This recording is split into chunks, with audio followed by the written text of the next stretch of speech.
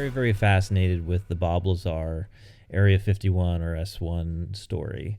Are you familiar with this? I am. Yeah. I mean, I've tried to watch as many shows about that as I can, so I am aware of a lot of things. But I don't remember all the details. But I definitely know of him and his findings and what he worked on. Well, so for a while, so in case those of you who are listening aren't familiar with Bob Lazar was basically like a rocket scientist, right? He's known for working at this Area 51 sort of segment, which they called S1. It was sort of same complex out in Nevada, and he has an interesting story because he came out and had this news crew. What was his name? George Knapp did an article, or not an article. I guess it was a TV interview, and basically Bob Lazar came out and said, "This is what I was doing for the government, and I saw an alien craft," or I don't even know if he called it an alien craft, but maybe like a flying saucer. Yeah, I think he used the word flying disc or saucer. Flying disc, yeah. Back in the day. Yeah. If you want to believe Bob, it's really interesting his abilities to create such depth of recollection.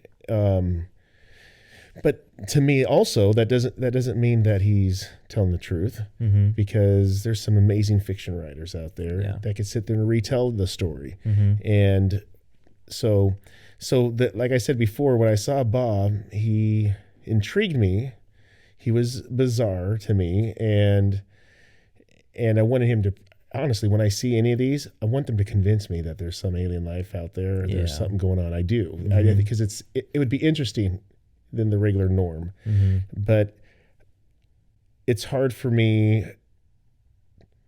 I cannot put aside the possible mental illness, the possible, is this guy just an amazing writer? I mean, I can make up something, and we all know that. So it's hard to trust that. So but because of my beliefs, it's fun enough for me to go and to play around with his ideas, and even pretend that it actually happened, and try to decipher if he's telling the truth or not. Because I get into it, and I'm easily going, oh man, this guy seems some yeah.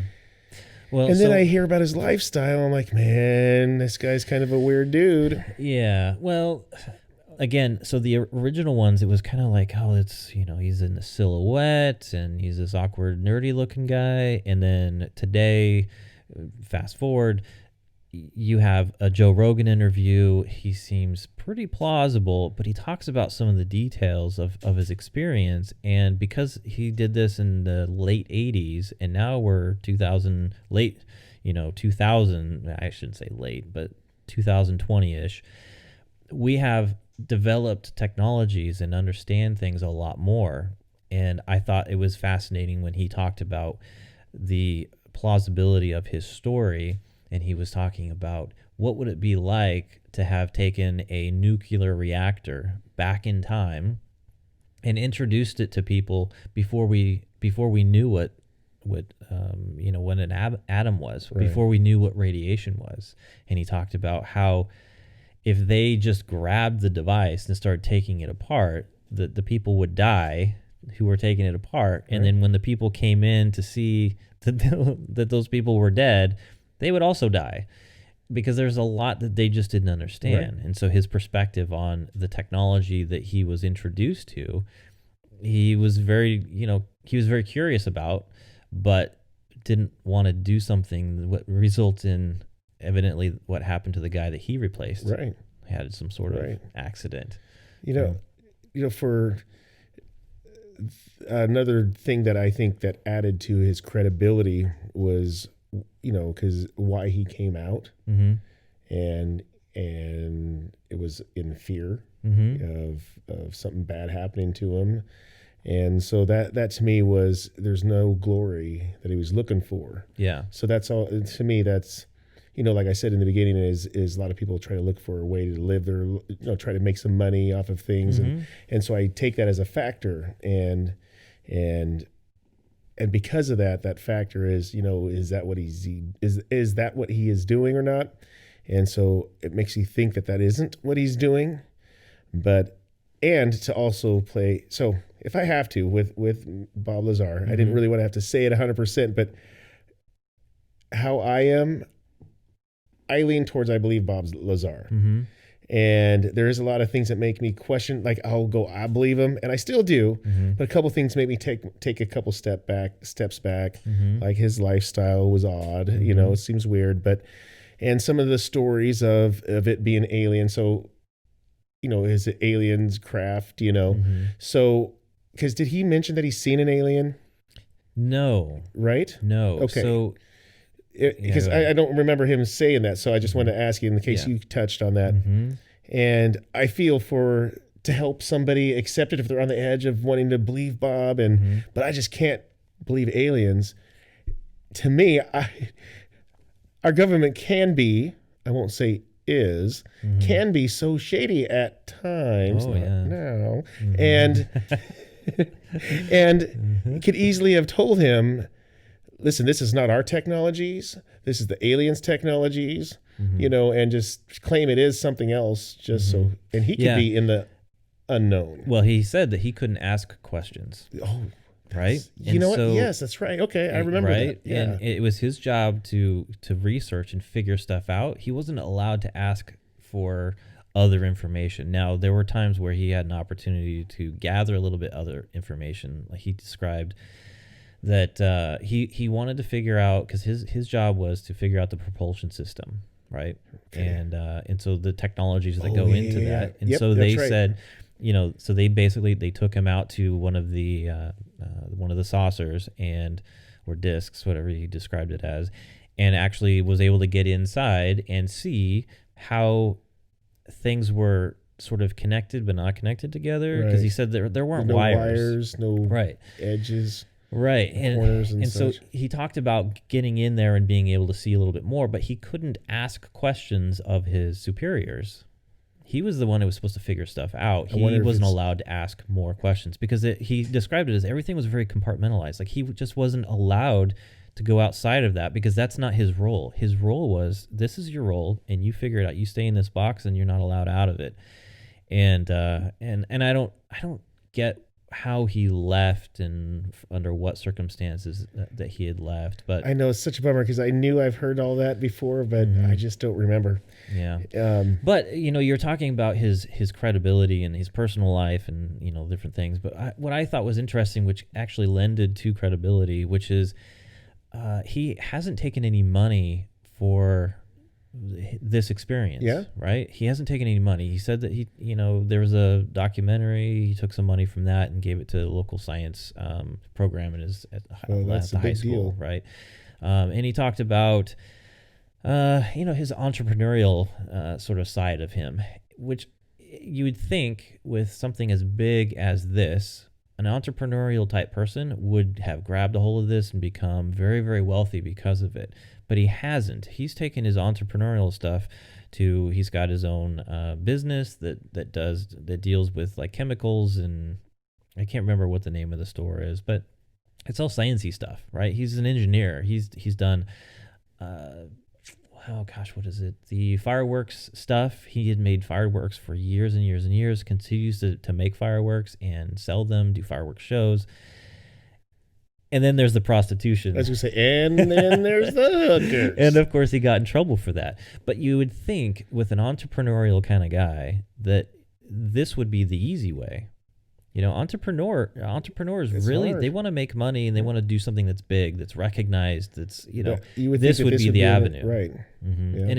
And to me, that gave it a little bit more credibility that he hasn't taken advantage of what he brings in this fame, and he doesn't want people. He doesn't like doing interviews. I'm skeptical of Lazar's story, but I am leaning towards it being truthful. Yeah, and when he talks about, because he's an engineer, rocket scientist, and whatever, and when he talks about the technology, it's very fascinating because I don't see a lot of flaws in the logic when he talks about those things. I'm not a scientist. I'm not really an engineer. I'd like to be one. but I don't have that kind of time. But I'm very fascinated by Yeah. it when he was talking about the propulsion system being what they call, an anti-gravity propulsion system. Yep. And he describes there's this material that they call element 115. Remember this? I don't remember. How about this? I remember element 115. I don't remember what it was or anything. So the way he describes it is element 115 it's an element that at the time in the late 80s it was theoretical. Like they didn't know that this thing could exist, right? So the 115 at some point later on, I don't know if it was in the 2000s. I think it was maybe early 2000s. Some scientists from two different countries or two different locations were able to synthesize it. They were able to actually create this element, but it would decay so quickly that it was like, it was created and gone. What I found interesting is that Bob described it as it was the main ingredient in this propulsion system, right. and that it created a very, very heavy gravitational force. And he said that what he thinks is that was a stable version of that element. I didn't know what stable or unstable is, other than elements that are unstable have a tendency they have a tendency to shift into a different element, right? As an element decays, it sometimes becomes a different else, one, right? And but what I thought was interesting as he was talking about it is he described it as being a stable version of it, where it doesn't decay, where you can actually have enough of it where it is stable and it allows you to use it as the fuel, for lack of a better term, which gives it this massive gravitational field. And then there's this other technology that evidently will amplify that. And then when he talks about how the spaceship actually, how the disc actually moves, he describes the gravitational field that's around it. Mm-hmm. And if you compare it to like magnets, right? Because you can kind of see a magnetic field, especially you use like the iron shavings and stuff. Yep. You can kind of see how it creates a field. But he was talking about this gravitational field and how it was used to then move it. And it's not like a move as if you're throwing a frisbee, because it's not moving through the air. It's moving through what they call space and time, right? It's not actually creating this drag that a regular airplane or something else would have. And he said that he saw a test flight where they took it out and they were just kind of hovering it, and the guy that was in it had a radio, and so they were having a communication between one of the officers and the person who was in the craft. And he says that was confusing to him because that shouldn't work. When a gravitational field comes around that they think that was the case, gravity changes how radio waves and light and other things travel. So he says there's no way that they could have communicated through a little radio and it been able to get through that gravitational field. And that's such an interesting tidbit, because that means what they think was what this propulsion system was, which was a gravitational field and moving through space and time, or bending space and time to get from one point to another, and how other things can't go through that. Then how did it go through that? So there's something more to it that they didn't understand. We still today, it's interesting, we don't really we know what gravity does. We just don't know what causes gravity.